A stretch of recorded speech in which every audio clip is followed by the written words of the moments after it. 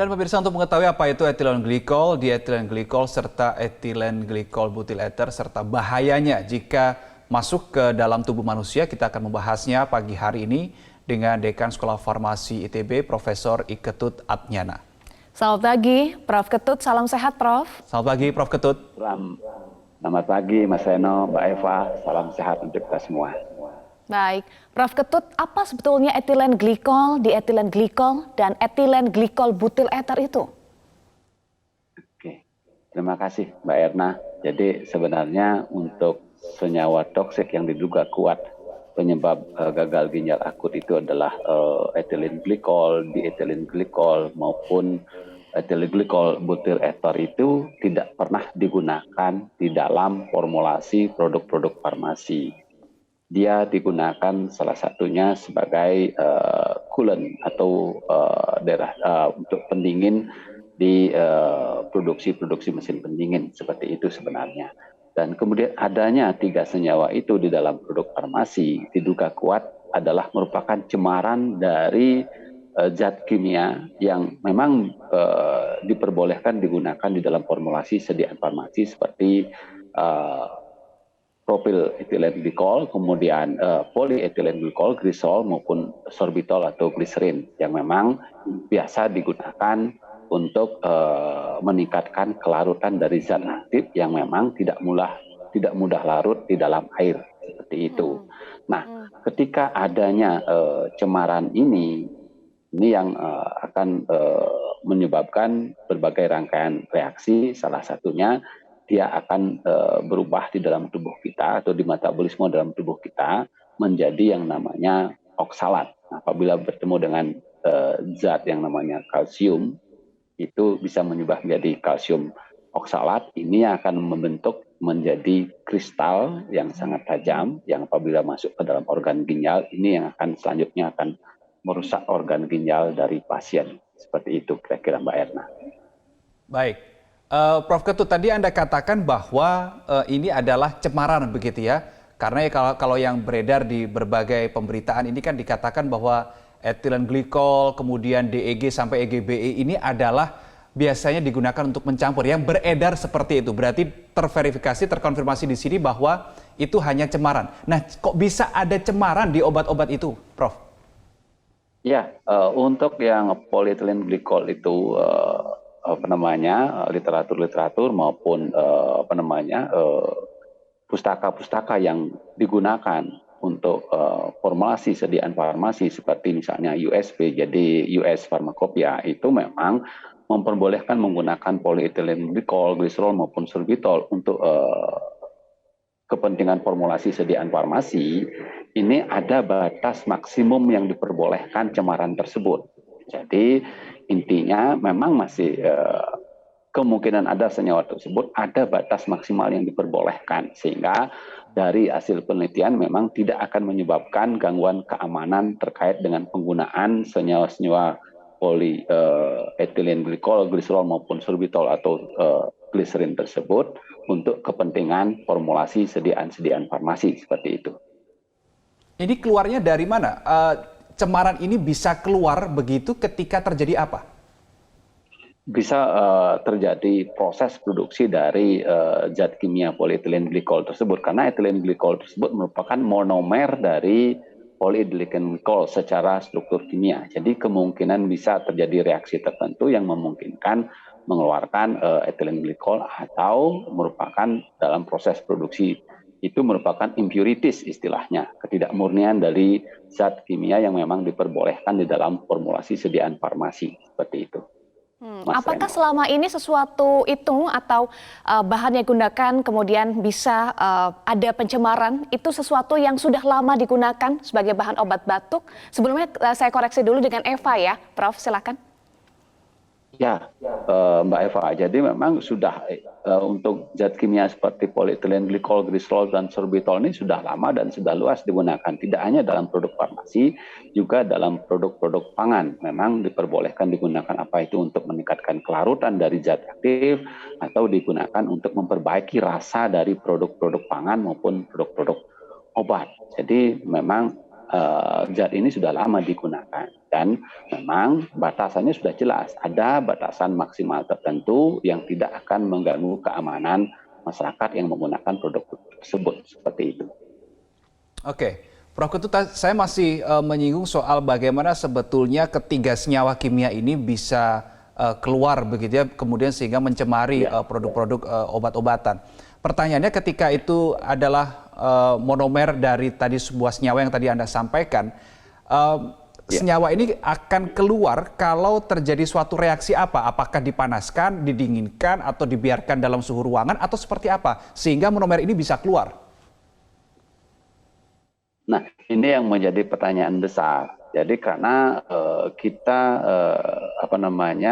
belum mengetahui pasti kondisi-kondisi dari pasien ketika menggunakan produk obat atau produk farmasi atau produk-produk yang mengandung PEG, gliserol atau sorbitol tersebut, apakah terjadi interaksi antar obat dan makanan, atau interaksi makanan-makanan, atau interaksi antara obat dengan kondisi patologis pasien yang memungkinkan dari PEG atau senyawa-senyawa yang ada seperti gliserol dan sorbitol yang memang diperbolehkan dalam produk farmasi itu mengeluarkan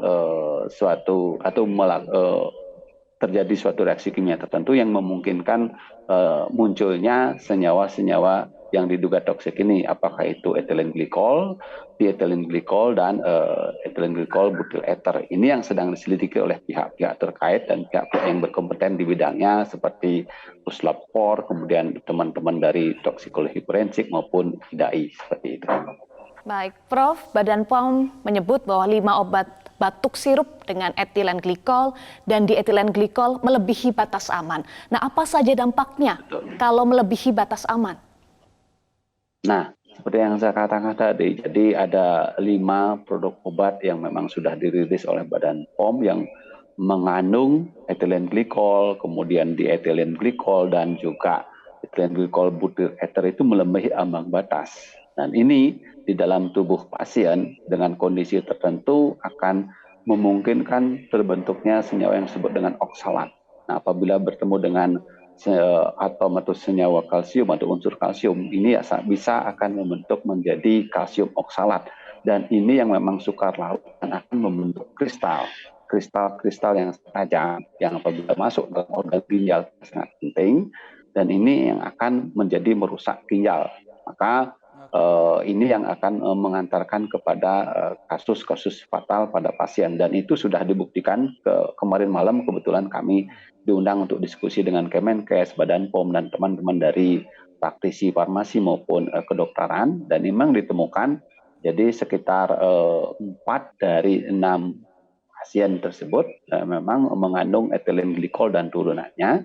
Dan kemudian organnya di biopsi memang ditemukan organ ginjalnya mengalami kerusakan. Dan salah satu dugaan besarnya adalah kristal tajam yang dibentuk dari kalsium oksalat, dan ini sudah juga dikonfirmasi dari 16 dari 19 pasien yang menggunakan obat-obat tersebut memang ditemukan senyawa-senyawa toksik etilen glikol dan turunannya. Kira-kira demikian. Ketika ada terbentuk oksalat, ditemukan ada oksalat di dalam tubuh manusia, yang namanya reaksi kimia itu kan membutuhkan proses ya, Prof Ketut. Nah, seberapa lama atau perlu berapa banyak yang harus terjadi untuk kemudian mengakibatkan suatu proses yang namanya gagal ginjal akut? Apakah sekali minum kemudian ketika ada etilen glikol ini langsung mengalami gagal ginjal akut, atau harus ada terpaan untuk selama beberapa kali? Ya, jadi yang tentu kemungkinan lebih besarnya ketika terjadi paparan lebih dari sekali atau berulang, seperti itu. Tapi yang terpenting adalah dosis dari senyawa-senyawa toksik tersebut yang berada di dalam tubuh pasien. Seperti yang dilaporkan oleh Badan POM, 5 obat yang sudah diperiksa tersebut memang melebihi ambang batas yang diperbolehkan yang akan mengganggu kesehatan pasien. Tentu juga didukung oleh faktor risiko yang dialami pasien yang kemungkinan bisa mempercepat terjadinya atau pembentukan dari kristal oksalat ini. Apakah itu terkait dengan pola makan, kemudian kondisi patologis, keseimbangan fungsi tubuh, faktor hidrasi dari pasien itu sangat memungkinkan seperti itu terjadi makin cepat. Saya kira demikian, Mas Reno. Baik, Prof, sekarang kan orang tua menjadi khawatir ya, kalau anak-anaknya sakit batuk, apa kemudian alternatif obat batuk yang aman digunakan untuk anak-anak, dan apakah ada pantangan makanan yang seharusnya dihindari ketika mengkonsumsi obat batuk agar tidak terjadi reaksi kimia seperti itu, Prof? Ya, terima kasih. Jadi tadi malam juga diskusinya sudah mengerucut dengan teman-teman dari praktisi di lapangan. Jadi sekarang Badan POM sedang bekerja keras untuk melakukan investigasi dan merilis juga secepatnya dalam waktu mungkin 1 atau 2 minggu ke depan, kira-kira sediaan farmasi mana yang memang tidak menggunakan PEG sebagai pembantu pelarutan zat aktif atau dalam formulasinya, sehingga dapat dirilis sediaan obat yang memang tidak menggunakan PEG sebagai bahan pembantu di dalam formulasinya. Atau diharapkan juga industri farmasi segera melaporkan ke Badan POM dengan dibuktikan dengan mungkin investigasi yang mandiri, walaupun menggunakan PEG, namun dapat dipastikan zat tersebut ada di bawah ambang batas yang diizinkan. Seperti itu, sehingga ada alternatif bagi masyarakat atau pasien ketika membutuhkan obat-obat sirup, terutama bagi anak-anak yang tidak bisa atau belum bisa minum obat secara oral, atau kondisi-kondisi pasien yang memang membutuhkan bentuk sediaan sirup, misalnya anak-anak yang mengalami epilepsi atau pasien-pasien yang memang membutuhkan obat dalam bentuk cairan atau sirup. Nah ini yang sedang dikejar dalam waktu yang cepat ini, berbagai pihak sedang berusaha untuk itu. Jadi intinya adalah ada pernyataan resmi dari Badan POM, nanti ada bentuk-bentuk sediaan yang tidak menggunakan PEG, sorbitol atau glycerin sebagai pembantu di dalam formulasi sediaan farmasi, atau kalaupun mengandung itu dapat dinyatakan batasnya ada di bawah ambang batas terkait dengan ethylene glikol maupun ethylene glikol butyl ether, seperti itu. Baik, terima kasih Dekan Sekolah Farmasi ITB Profesor Iketut Atnyana sudah berbagi informasi kepada kita semua pada pagi hari ini. Salam sehat, Prof. Ketut. Salam sehat.